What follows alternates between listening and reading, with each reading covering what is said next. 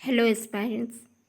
जैसा कि हम सभी जानते हैं, इस बार हम आज़ादी का अमृत महोत्सव मनाने जा रहे हैं और इस बार तिरंगा अभियान के दौरान हर घर में झंडा फहराना है। इस झंडे को, जो हमारा राष्ट्रीय सम्मान है, इसके लिए कुछ संहिता यानी कि कोड निर्धारित किए गए और हाल ही में इनमें कुछ संशोधन किया गया ताकि आम आदमी भी इस झंडे को, इस तिरंगे को अपने घर में लहरा सके। किसी भी काम को हम शुरू करते हैं, उस काम की शुरुआत के बाद उसको करने का तरीका और उसे ख़त्म करने की जो खूबसूरती होती है, उसी से उस काम का अंजाम ज़्यादा अच्छा होता है।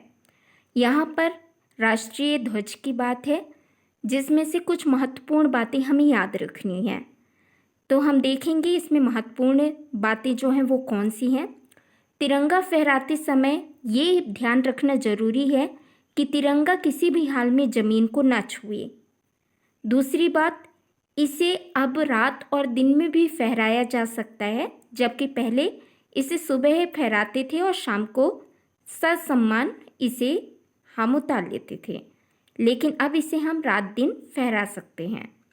तीसरा पॉइंट है, केसरिया रंग को नीचे की तरफ करके झंडे को नहीं लगाया या फहराया जा सकता।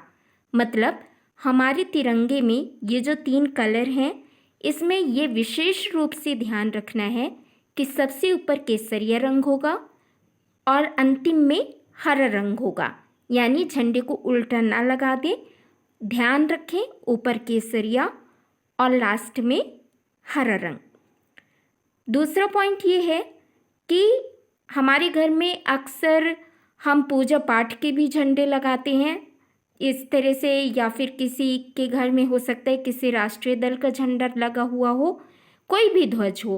यहाँ ध्यान रखना है कि हमारा भारतीय तिरंगा इन अन्य झंडों की तुलना में सबसे ऊपर होगा, यानी कि अन्य झंडे की जो ऊंचाई रहेगी वो तिरंगे से कम रहेगी। तिरंगा सबसे ऊपर लहराएगा। इसके बाद अगला महत्वपूर्ण बिंदु यह भी है कि अगर झंडा कट जाए, फट जाए या मैला हो जाए तो उसे एकांत में मर्यादित ढंग से नष्ट करना है। जैसा कि हाल ही में जो संशोधन हुआ है, उसमें अब हम पॉलीएस्टर के झंडे भी फहरा सकते हैं, लेकिन आप जानते हैं कि खादी के जो झंडे हैं, जो कि पहले हमारे संशोधन से पहले था, उसकी मजबूती अलग ही रहेगी। पर अभी क्योंकि हम अन्य मटेरियल से बने झंडे भी लगा रहे हैं और उनके कटने या फटने का डर है, तो ध्यान रखें कि ऐसी अवस्था में उसे मर्यादित ढंग से नष्ट करें।